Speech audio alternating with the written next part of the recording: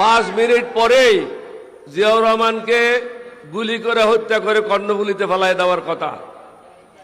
আমার timely action, যথাসময়ে পদক্ষেপের কারণে জিয়াউর রহমান আল্লাহর মেহেরবানিতে আল্লাহর হুকুমে রক্ষা পেয়ে যান।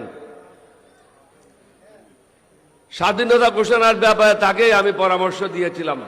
কেন পরামর্শ দিয়েছিলাম? উনাকে বললাম যে আমরা বিদ্রোহ করেছি চট্টগ্রাম থেকে, বাংলাদেশের মানুষ তো জানবে না কিভাবে বিদ্রোহ করলাম, তাহলে বাকিরা কি করবে? এখানে তো অনেক বেঙ্গল রেজিমেন্ট আছে। 4th বেঙ্গল রেজিমেন্ট ছিল কুমিল্লাতে, তারা ডিপ্লয়েড ছিল ব্রাহ্মণবাড়িয়াতে।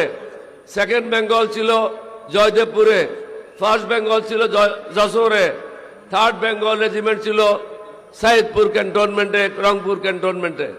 আমরা যদি সেদিন বিদ্রোহ না করতাম এবং রেডিওতে যদি বাংলাদেশের স্বাধীনতা ঘোষণা না হতো, তাহলে এই বেঙ্গল রেজিমেন্টগুলি আর বিদ্রোহ করতো না এবং পৃথিবীর লোকেরাও জানতো না যে এখানে একটা প্রশাসনের বিরুদ্ধে বিদ্রোহ হয়েছে।